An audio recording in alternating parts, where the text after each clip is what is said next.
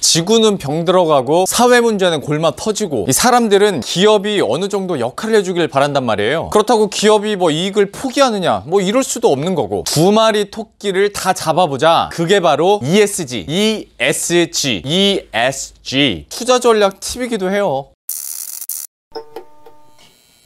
안녕하세요, 반갑습니다. 루앵커입니다. 우리나라는 말할 것도 없고요. 이게 전 세계적으로 산업 고도화가 정말 엄청난 속도로 이루어졌죠. 덕분에 우리들의 삶이 조금 더 편해지고 다채로워지긴 했지만 그 대가 역시 사실 톡톡히 치르고 있다고 볼 수가 있습니다. 황사부터 미세먼지, 초미세먼지, 산업 폐기물, 쓰레기, 탄소랑 방사능 오염까지, 그러니까 편안한 삶을 살려다가 우리 삶 자체가 좀 짧아질 수도 있을 그럴 지경에 다다랐는데요. 제가 100마디 말을 하는 것보다 이걸 보시면 느낌이 더 확 오실 거예요. 그 독일 베를린의 MCC 연구소에서 전 세계 이산화탄소 배출량을 모니터링하고 이걸 카본 클락이라고 해서, 그러니까 쉽게 말해서 탄소 배출 시계를 운영하고 있는데요. 지금의 평균 기온이 2도씨 올라가는 데까지 남은 시간이 얼마나 남았는지를 이 시계로 표시를 해줍니다. 그런데 왜 하필 2도씨냐? 이게 지구 온도가 2도씨 상승할 때마다 그 홍수나 가뭄, 그리고 각종 질병 같은 기후 변화로 인한 각종 재앙들이 발생할 수 있다고 해요. 보시면 한 25년 정도가 남았죠? 시간 줄어드는 거 보시면 좀 경각심이 좀 들 것 같아요. 이 시계를 제가 처음 봤을 때가 지난 7월이었는데요. 그때는 24년 3개월 정도가 남았었거든요. 근데 아이러니하게도 코로나19가 터지면서, 그러니까 산업 생산이 계속 좀 주춤주춤하다 보니까 남은 시간이 25년으로 좀 늘었어요. 이 말인즉슨 우리와 기업 그리고 국가가 노력을 하면 지구의 수명을 그만큼 좀 늘릴 수 있다라는 얘기이기도 해요. 그래서 오늘 준비한 주제가 바로 ESG입니다. 그럼 기업을 평가하거나 지속가능한 전략을 짤 때 고려되는 기준이자 가치인 ESG가 뭐냐? ESG는요, 기업의 비재무적 요소인 환경과 사회, 그리고 지배구조를 뜻하는 영어 단어의 첫 이니셜을 따온 건데요. 그러니까 지금까지는 기업 가치를 측정할 때 매출과 영업이익 같은 어떤 재무적인 성과나 숫자들을 토대로 했다면, 이제는 이뿐만 아니라 온실가스 배출은 얼마나 하는지, 그리고 이 기업이 사회에 기여는 하고 있는지, 또 이 사회 구성은 투명성과 다양성을 갖추고 있는지, 이렇게 숫자로 표시되기 힘든 비재무적인 요소들도 고려를 해야 된다라는 거예요. 그리고 우리나라 같은 경우에는 재벌 일가가 투명하고 공정하게 경영을 하고 있는지 이런 것도 포함이 되겠죠. 어쨌거나 이런 비재무적인 요소들을 앞으로 기업 가치를 볼 때 더 중요하게 생각하고 평가를 해야 된다라는 건데요. 앞에서 소개해드린 것처럼 이제 지구와 인류의 생존을 걱정해야 되는 상황에서 언제까지 석탄 발전 겁나 돌려서 매출만 엄청 늘리는 회사를 우수하고 지속 가능한 기업이다라고 하기는 좀 어려운 시대가 됐잖아요. 그런데 다만 이거는 좀 오해하지 않으셨으면 좋겠는 게, 어쨌거나 기업은 이윤을 창출해야 하고 먼 미래에도 이렇게 이윤을 계속 창출하는 회사가 각광을 받겠죠. 이건 당연한 거예요. 다만 이윤을 창출하는 그 과정에서 과연 그 기업이 가치도 함께 창출했느냐, 그러니까 환경적으로, 사회적으로, 그리고 지배 구조상으로 사회적 가치를 담아냈느냐가 시간이 가면 갈수록 중요해질 수 있다, 이거예요.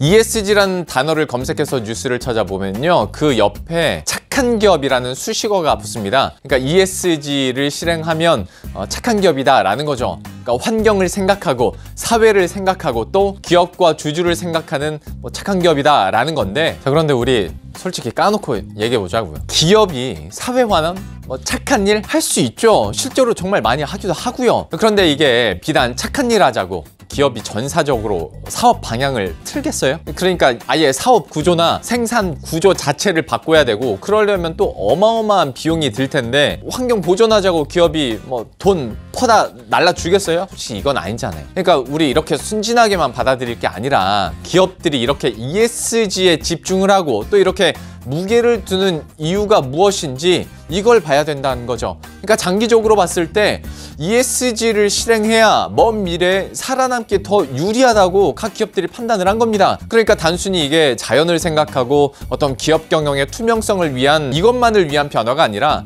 생존을 위한, 소위 지속 가능성을 위한 기업들의 생존 전략이다라고도 할 수 있는 거예요. 그러니까 환경을 지키면서도 기업의 지속 가능성을 유지하는 일, 소위 두 마리 토끼를 모두 잡을 수 있는 방법이 생긴 거죠. 제 대학원 동기 중에 큰형님이라고 제가 부르는 분이 있는데 제가 감히 큰형님이라고 편하게 부르기에는 이쪽 업계에서 업력이나 인사이트가 어마어마하신 분입니다. 근데 그분의 말을 빌려보자면 자본주의의 병폐를 자본으로 고치기에는 현재로서 ESG가 가장 좋은 아이디어일 듯하다라고 하셨거든요. 저도 이 말에 매우 동의합니다.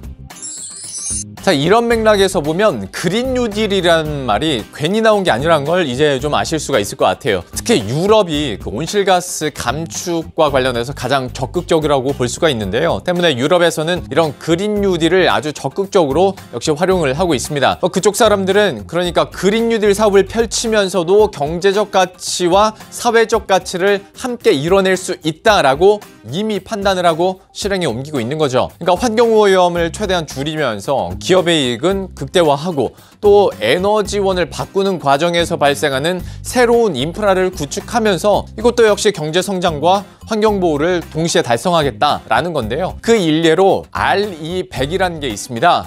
그 리뉴어블 에너지 100%를 말하는데요. 어떻게 하다 보니까 한국말이랑 영어랑 좀 짬뽕이 됐는데 어쨌거나 우리는 RE100이라고 편하게 불러요. 어떤 세계적인 재생에너지 전환이라고 생각하시면 편할 것 같습니다. 그러니까 구체적으로 내용을 보면 태양광과 풍력 같은 재생에너지로 만든 전력을 2050년까지 100% 사용하겠다라는 거예요. 그러니까 9월 말 기준으로 전 세계 한 260여 개 글로벌 기업들이 동참을 하고 있는데 앞에서 언급을 드린 것처럼 이들이 환경을 생각해서 이런 약속과 계획을 이행하는 것도 물론 있겠지만 이와 함께 향후 에너지를 쓰는 데 드는 비용도 줄임으로써 해당 기업에게도 이익이 되는 거죠. 그러니까 이 자료를 한번 보시면 될 것 같습니다. ESG 점수가 높은, 그러니까 이 표상에서 하이로 분류된 곳의 각종 비용들을 한번 보시면 전반적으로 전체 비용이 적게 드는 걸 볼 수가 있죠. 이게 바로 꽉 먹고 알 먹고라는 거죠. 그러니까 세계적인 흐름이 이러다 보니까 글로벌 기업들 중에서 몇몇은 그 하위 협력업체나 납품업체를 선정할 때 그 업체가 재생에너지를 일정 비율 이상 사용해야 계약을 맺는다라는 조건을 넣는 경우들도 있어요. 참고로 우리나라에서는 SK그룹이 그 RE100에 국내 최초로 가입을 했는데요. 물론 최태원 SK 회장이 이전부터 어떤 사회적 가치에 대한 중요성을 계속해서 강조한 것도 사실이지만 이와 더불어서 어떤 신성장 산업에 한 발 앞서겠다라는 SK그룹의 전략으로도 해석할 수가 있는 겁니다. 자, 앞에서 ESG에 대한 제 설명을 듣다 보면 아마 몇몇 분들은 이 친구 말이야 기업들이 좋은 일을 하겠다는데 왜 자꾸 그걸 돈돈거리면서 의미를 폄하하는 거야? 라고 생각하시는 분들도 있을 것 같아요. 근데 제가 말씀드렸죠. 기업은요 기본적으로 경제적 이익을 창출하는 집단이고요. 사회적 가치를 위해서 자신의 경제적 가치를 희생하는 집단은 아닙니다. 태생적인 존재 가치가 그런 거예요. 그러니까 돈이 몰리고 경제적 가치 창출까지 가능하니까, 그리고 글로벌리하게 봤을 때도 다 같이 그러려는 움직임이 좀 보이니까 기업들도 동참을 하고 이 방향성을 함께하고 있는 거죠. 자, 그럼 이걸 그러니까 유동성으로 확인시켜 줄게요. 글로벌 돈들이 ESG로 흘러 들어가고 있다라는 건데요. 이 스웨덴 공적연기금인 제2국가연금펀드는 2018년부터 운용자산의 약 30%를 ESG 투자에 할애하고 있고요. 참고로 우리나라도 우리나라 그 국민연금 있잖아요. 내년부터 국내 주식하고 채권 투자에 ESG 기준을 적용할 예정이라고 하더라고요. 그리고 또 세계 최대 자산운용사인 블랙록, 여기는 올해 1월부터 ESG 요인을 어떤 자산 운용에 반영을 하고 있고, 그러면서 관련 ETF도 운용을 역시 하고 있죠. 그리고 또 한 가지 예를 들어드리면 최근 일본에서 이 모건 스탠리가 운영하는 ESG 주식형 펀드에 자금을 모집했는데 최초 모집액이요 우리 돈으로 4조 3천억 원이나 몰렸다고 해요. 일본의 주식형 펀드의 어떤 최초 모집액 중에서는 20년 만에 최대치라고 하더라고요. 이렇게 글로벌 ESG 투자 자산 규모가 매년 증가하고 있고, 오파마스? OPAMAS? 오파마스? 잘 모르겠는데 어쨌거나 여기에 따르면 ESG 글로벌 자산 규모가 2020년 6월 기준으로 40조 5천억 달러를 기록했다고 해요. 그리고 모닝스타에 따르면 상반기 글로벌 ESG 펀드로의 자금 흐름이 역대 최대 규모를 기록했다고 하는데, 이건 앞으로 시간이 갈수록 더 커질 수가 있는 거겠죠. 돈이 이쪽으로 몰리고 있다는 건 더 말 안 해도 될 것 같고, 그리고 이렇게 모인 자금들이 결국 패시브 자금으로 각 기업들에게 흘러 들어갈 거 아니에요. 그 ESG 기업들에게. 그러면 해당 일반 기업들의 지속 가능성은 조금씩 더 보장받게 된다라는 거고, 또 기업의 전체 가치는 그만큼 올라갈 테니까 보시는 것처럼 ESG 펀드의 수익률은 일반 펀드보다 수익률을 앞서게 되는 어떤 선순환 구조가 계속 이뤄지고 있다라는 거예요. 그리고 앞에서 그 유럽이 그린 뉴딜에 적극적으로 나서고 있다라고 설명을 드렸잖아요. 하다 보니까 ESG 펀드 규모도 유럽이 압도적입니다. 그런데 이 말인즉슨 반대로 생각하면 그만큼 미국이나 아니면 기타 지역에서도 앞으로 자금이 몰릴 가능성과 여력이 더 크다고도 볼 수가 있겠죠.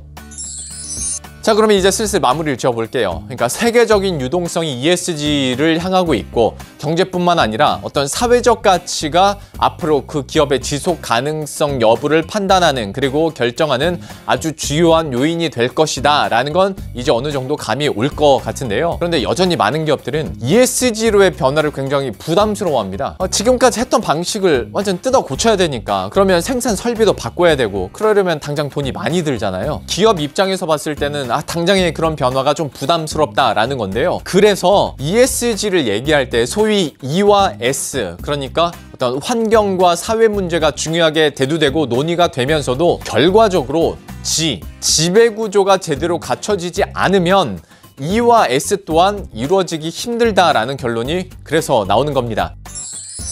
자, 오늘은 이렇게 해서 ESG에 대한 내용들 정리를 해드렸고요. 여러분들의 어떤 투자 시각이나 투자 전략에도 좀 적용을 시키면 좋지 않을까 싶습니다. 도움이 되셨다면 구독과 좋아요 그리고 알림 설정 한 번씩만 부탁드리고요. 저는 다음 콘텐츠에서 다시 찾아뵙도록 하겠습니다. 안녕.